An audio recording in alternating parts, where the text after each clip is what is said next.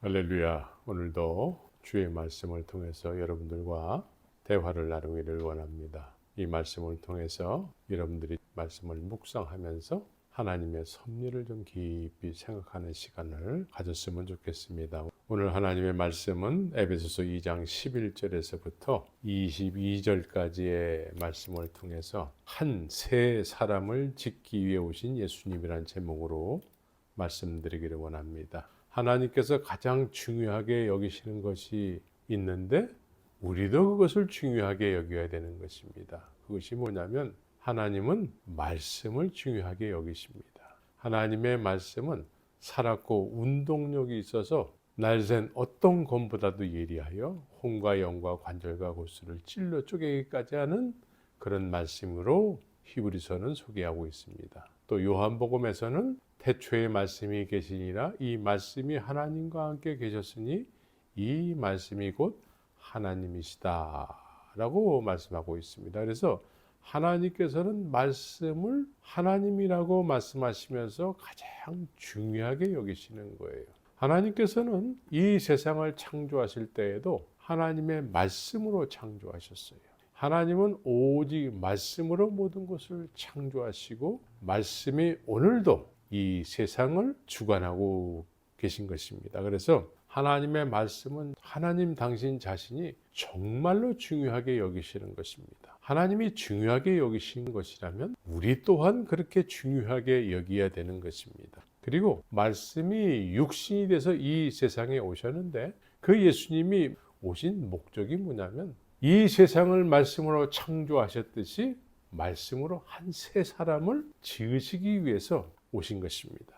한 세 사람이 지음을 받아야 되는 거예요.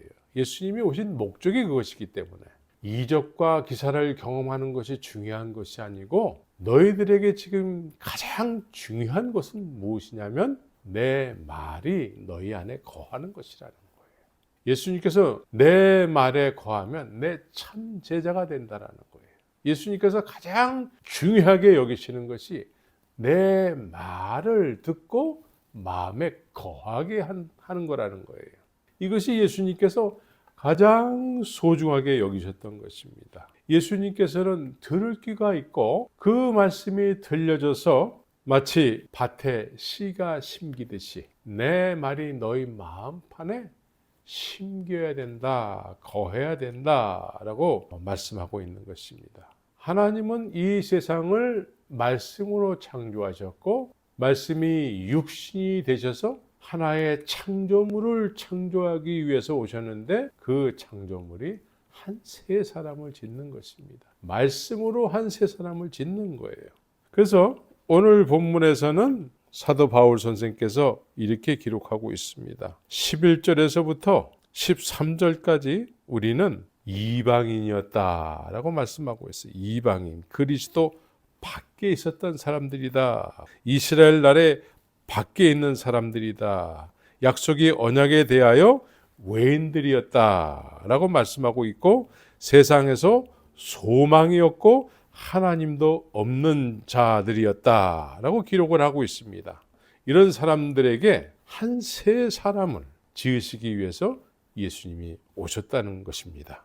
이제는 전에 멀리 있던 너희가 그리스도 예수 안에서 그리스도의 피로 가까워졌느니라 하면서 15절에서는 원수된 것 곧 의문에 속한 계명의 율법을 자기 육체로 폐하셨으니 이는 이 둘로 자기 안에서 한 세 사람을 지어 화평하게 하시고 여기서 한 세 사람을 지어 화평하게 하시고 라고 말씀하고 있습니다. 예수님은 이 세상의 말씀이 육신이 되신 분이시요 말씀 자체 하나님의 창조의 말씀 자체이신 분이 이 세상에 육신이 되셔 오셨다라는 것입니다. 분명한 목적을 가지고 오셨는데 한 세 사람을 짓기를 원한다라는 것이죠. 하나님은 이렇게 말씀을 중요하게 여기시는 분이신데 하나님을 모르는 상태에 있는 사람들은 제일 먼저 해야 될 것이 회개인 것이죠. 하나님 앞에 온전한 예배자로 서기 위해서는 본인들이 회개를 먼저 해야 될 존재라는 걸 먼저 알아야 되는 것이죠. 이들은 사실 하나님을 모르기 때문에 하나님 차원에서는 나를 멸시하는 자들이다 라고 하나님께서 예레미야 23장을 통해서 말씀하고 있는데도 이런 자들에게 거짓 선지자들은 듣기 좋은 말만 한다라는 거예요. 그런데 한 번도 회개해 본 적이 없고 회개하기 위한 어떤 메시지를 잘 전하지 않는 것이죠. 그래서 이런 거짓 선지자들과 같은 사람들이 운영하는 교회를 다니는 사람들은 거짓 선지자들의 가르침을 받는 것과 같기 때문에 하나님께서 허락하시는 생명, 믿음을 한 번도 소유해 본 적이 없는 거예요. 믿음을 소유해 보지 못한 상태에서 스스로는 열심히 교회를 나오고 있기 때문에 믿음이 있다라고 여기게 되는 것이죠. 교회를 다니기 때문에 나는 예수를 믿습니다. 그런데 하나님께서는 나를 멸시하는 삶을 살고 있는 사람들이라고 얘기하는 거예요.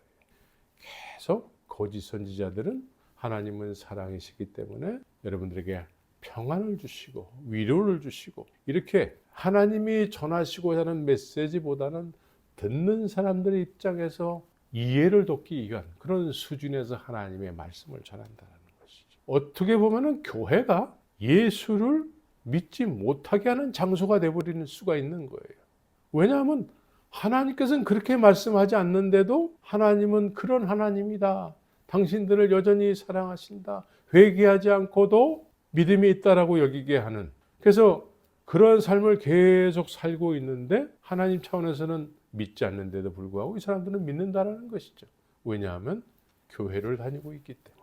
그래서 거짓 선지자들과 같은 역할을 하는 사람들은 구약이고 신약이고 회개해야 될 죄인들에게 교회를 떠날까 봐, 부담스러워할까 봐, 그래서 순전한 하나님의 말씀보다는 죄인 중에 괴수들이 이해하기 쉬운 그런 맞춰진 말씀을 자꾸 전하는 거예요.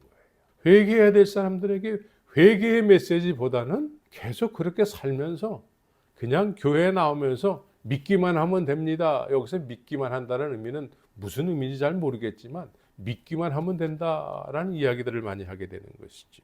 이렇게 모두가 다 상식선에서 이해되는 수준으로 하나님의 말씀이라고 전하는 그런 말씀들이기 때문에 예배당을 다녀도 변화가 없는 거예요. 수십 년을 교회에 익숙해져 있는데도 삶 속에서는 변화된 모습이 안 보이는 것이죠. 하나님의 말씀이라고 들어도 성령의 역사가 없게 되는 거예요. 성령의 역사는 오직 하나님의 말씀을 가감없이 전할 때 그 말씀에 하나님의 의가 나타나는 것이, 이것이 성령의 역사로 나타나는 것입니다. 우리가 전하는 하나님의 말씀에는 하나님의 의가 나타나야 돼요. 하나님의 의가 나타나서 듣는 사람들로 하여금 아직 회개하지 못했을지라도 회개가 일어나게 해야 되는 것이죠. 우리의 본질이 깨달아져야 돼요. 우리의 본질은 깨달아지지 않고 깨달아져야 될 부분들을 부담스러울까 봐 그런 얘기 안 하고 그냥 듣기 좋은 말만 한다고 그러면 이것이 거짓 선지자인 거예요. 우리는 하나님의 말씀, 하나님께서 그토록 중요하고 또 중요하게 여기시는 하나님의 말씀을 하나님의 말씀으로 묵상하고 그렇게 중요하게 여기고 우리에게 전하시고자 하는 그 뜻을 쫓아서 우리가 그 뜻을 받아들여야 되는 것이죠. 하나님의 원칙이 있으신데 그것은 하나님께서 말씀하시고 그 말씀을 이루시는 거예요. 이것은 이 세상이 창조되기 전서부터 지금까지 하나님께서 말씀하시고 그 말씀을 주님께서 이루시는 거예요. 그래서 주님께서 나에게 말씀하셨다면 그 말씀을 이루시는 분이 성령이세요. 그래서 그 말씀을 내 마음판에 새기는 것이 중요한 것이죠. 하나님의 말씀을 마음에 거하게 해야 되는 거예요. 말씀으로 오신 주님께서 이루시고자 하는 것은 오늘 본문에 표현된 것처럼 의문에 속한 계명의 율법을 자기 육체로 폐하는 거예요.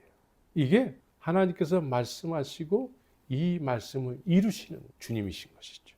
의문에 속한 계명을 자기의 육체로 폐하시는 거예요. 말씀이신 분이 이 세상에 오셔서 나를 위해서 내가 지켜야 될 율법을 당신 자신의 육체로 폐하기를 원하시는 것이죠. 그래서 회개해야 될 죄인 중에 괴수들이 거짓 선지자들에 의해서 듣기 좋은 말만을 듣고 회개하지 않고 또 스스로 의롭다고 여기는 종교적 행위를 통해서 헌금을 하고 봉사를 하고 이런 것에 익숙해져서 신앙생활을 하게 되면은 하나님의 말씀이 거하는 어떤 그런 말씀의 인도함을 받아야 되는데 자기 행위에 자기가 취해서 그래서 자기 행위의 인도함을 받는 거예요.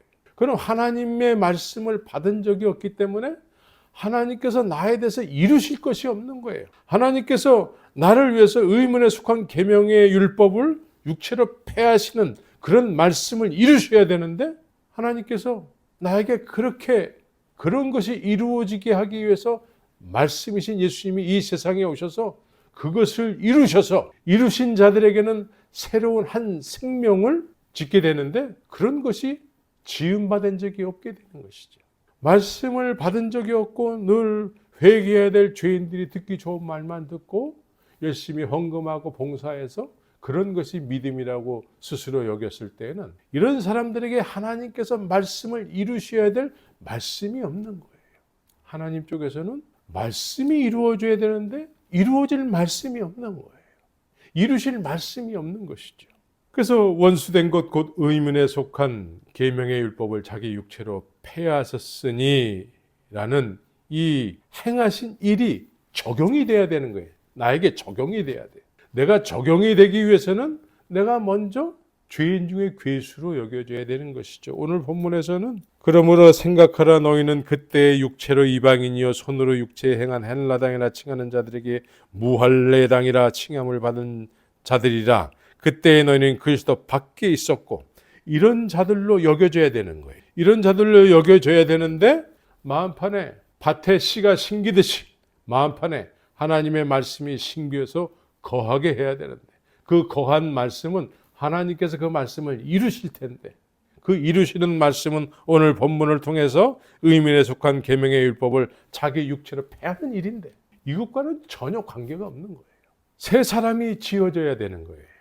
말씀을 받은 사람들은 이제 새 사람이 지어져서 하나님과 화평의 관계를 누리게 되는 것이죠.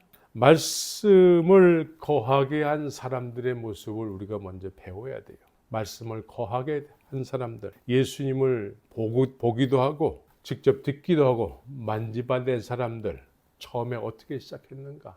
그 사람들이 어떤 말씀을 거하게 했는가?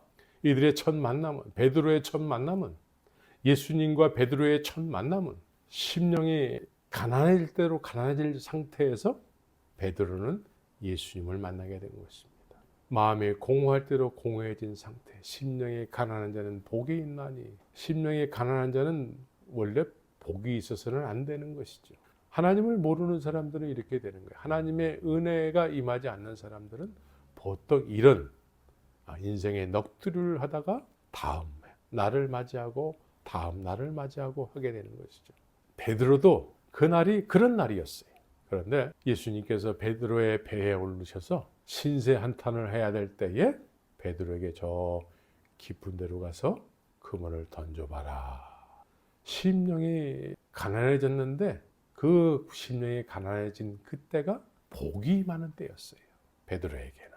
깊은 데에 가서 말씀에 의지해서 그물을 던졌더니 고기가 많이 잡혔다라는 것이죠.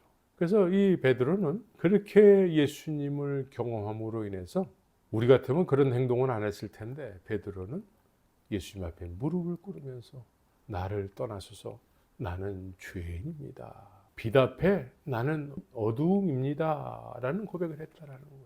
나는 죄인이에요. 당신이 나를 알면 알수록 나는 죄인일 수밖에 없습니다. 자기 스스로가 자기의 정체성을 분명히 아는 베드로였다라는 거예요. 예수님께서 이렇게 베드로가 죄를 고백하는 순간에 그 죄인들이 원하는 듣기 좋은 말을 한 것이 아니고 예수님은 이 죄인이라고 고백하는 베드로에게 아주 뜻밖의 말씀을 했다라는 거예요. 뜻밖의 말씀. 이제 나를 따르라 라고 말씀하셨다라는 것이죠. 그러니까 예수님의 말씀의 첫 번째는 말씀하셨을 때에 즉각적으로 반응케 하는 말씀을 하셨다라는 거예요.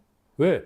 진리신 분이 진리로 느끼게 해주시면서 받아들이는 사람 입장에서는 죄인으로 느끼게 했다라는 것이죠. 죄인으로 느끼는 순간에 진리로 여겨진 예수 그리스도, 진리로 여겨지는 베드로에게 예수님께서는 나를 따르라 말씀하셨다라는 거예요.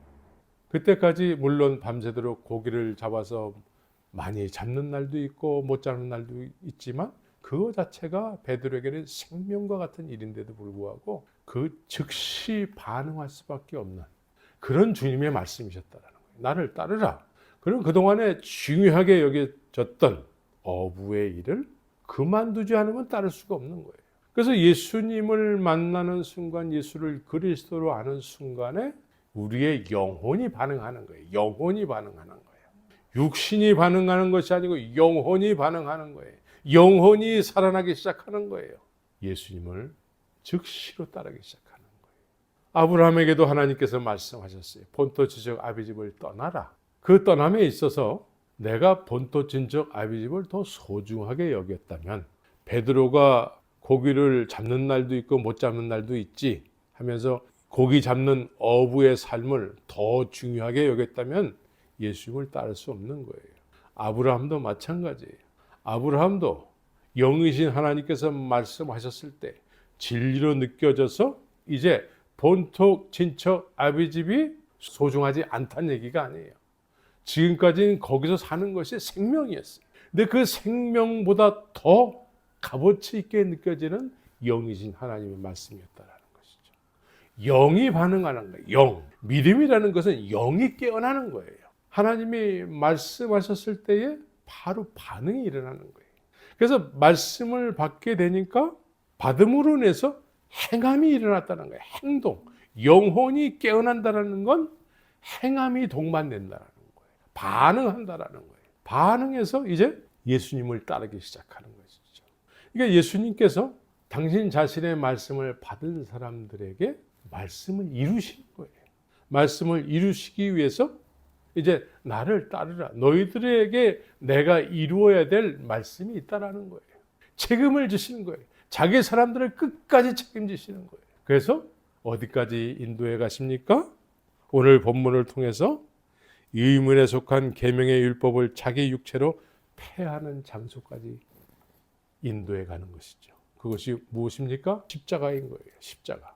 십자가 복음 위에 다른 것은 알지 않기로 작정했다라고 사도 바울은 고백하고 있습니다. 이렇게 하나님의 말씀에 반응하면은 그 말씀이 그 사람을 책임지는 거예요. 어디까지 책임질까요? 하나님의 나라에 들어가는 그 경계선을 무너져 버리는 것이죠. 없애버리는 거예요. 그래서 중간에 막힌 담을 허물어 버리시는 거예요. 당신 자신의 육체로 이 중간에 막힌 담을 허물어 버리는 거예요. 이 막힌 담이 무엇입니까? 하나님과 우리 사이에 막힌 담인 거예요. 예수님께서 십자가에서 죽으실 때에 휘장이 위에서부터 아래로 쫙 찢어 있다는 것이죠. 어느 누구도 들어갈 수 없고 대제사장만이 들어갈 수 있는 그 지성소에 그 휘장이 찢어짐으로 인해서 하나님과 우리 죄인들이 막힌 담이 무너졌다는 거예요. 그래서 성소에 들어갈 담력을 얻게 됐다는 것이죠. 하나님께서 말씀을 받은 사람들에게 그 말씀을 주님께서 이루시는 거예요. 이루셔서 이제는 하나님과 화평의 삶을 살게 하는 것이죠. 이게 새 사람인 거예요. 새 사람.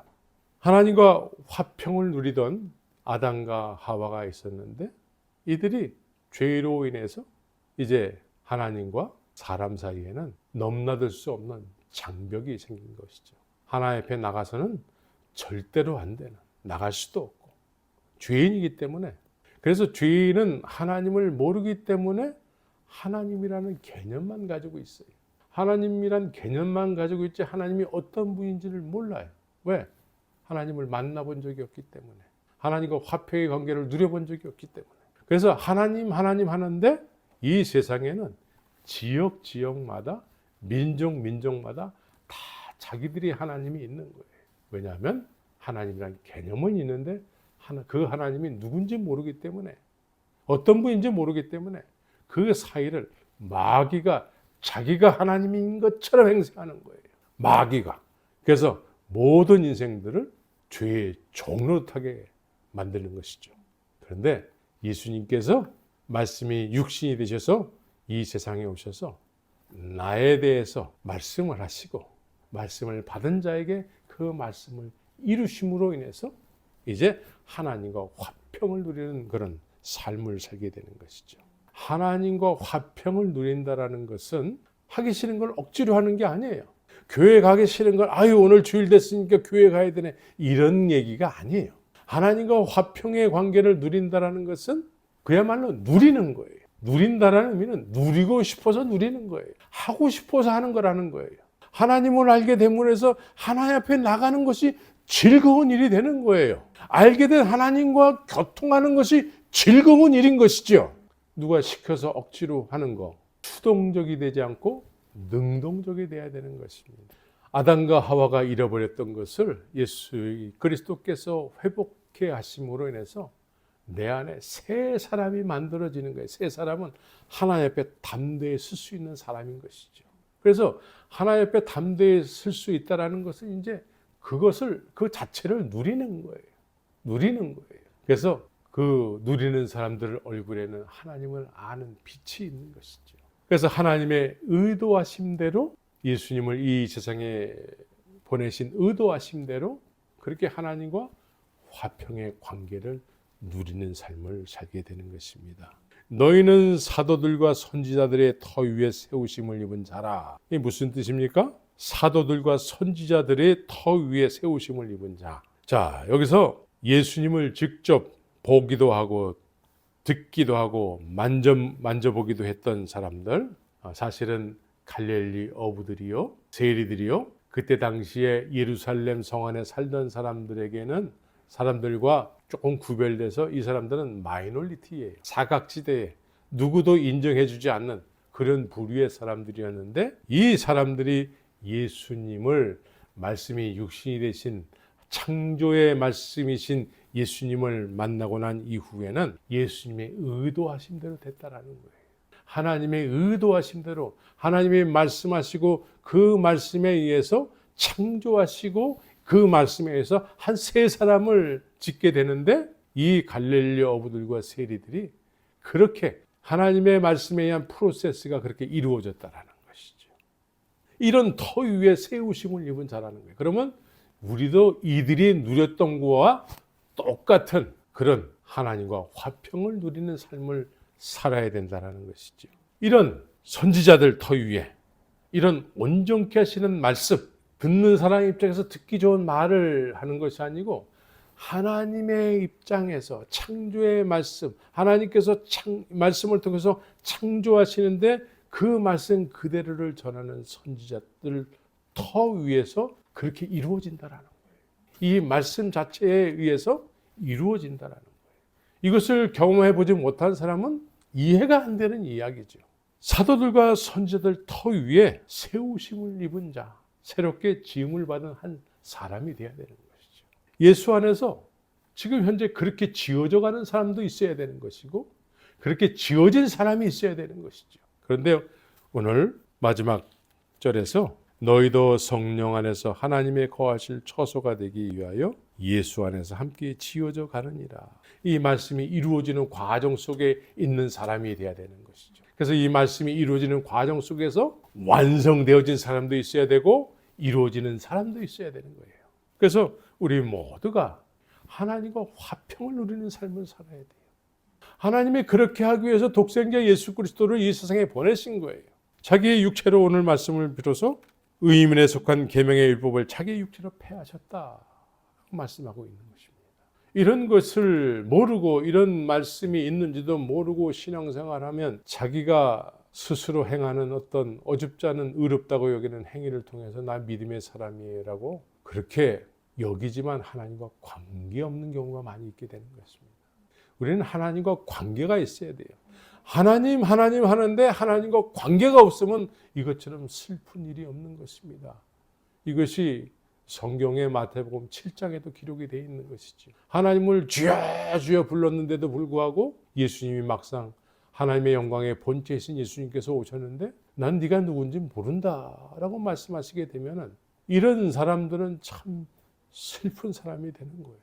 이런 사람들은 스스로는 선지자 노릇도 하고 귀신 눈에 쫓고 뭐 여러 가지로 하나님의 영광을 위해서 열심히 뭔가를 한다고 했을 텐데 이런 것들이 다 아무 의미가 없는 행동이었다라는 거예요. 우리는 신앙생활을 하더라도 하나님이 가장 소중하게 여기시는 그 말씀을 하나님께서 이루셔야 되는 거예요. 그래야지 내 안에 새로운 한 사람이 만들어지는 거예요. 하나님은 항상 창조의 말씀이에요. 이 말씀으로 해와 달을 창조하셨듯이 이 말씀으로 내 안에 한 새 생명을 짓기를 원하시는 거예요. 근데 이 말씀을 뒤로 하고 그냥 우리 보기에 좋은 어떤 행위를 수동적으로 남이 가르쳐주는 어떤 행동, 어떤 사람이 하는 행동을 나로 쫓아서 하면은 되는 거지. 이거에 익숙해져 가지고 오랫동안 신앙생활 하는데 하나님께서 이루셔야 될 말씀이 없다 그러면 이 사람은 참 슬픈 사람이 되는 것입니다. 우리 모두는 이 마지막 때일수록 하나님이 중요하게 여기시는 믿음의 본질은 말씀인데 이 말씀 앞에 돌아와서 말씀을 묵상하는 그런 복된 믿음의 성도들이 다 되셔서 하나님과 화평의 관계, 하나님을 누리시는 삶을 살기를 바랍니다. 하나님 앞에 무릎 꿇고 하나님을 누려서 하나님과 깊은 대화 속에서 하나님의 자녀로서 하나님의 후사로서 이 세상을 향해서 하나님이 이루시고자 하는 어떤 분명한 뜻을 나도 가슴판에 품고 그 하나님의 뜻을 나도 품은 상태로 남은 인생을 주님과 동행하고 동거하는 믿음의 삶을 사시기를 예수의 이름으로 축원합니다.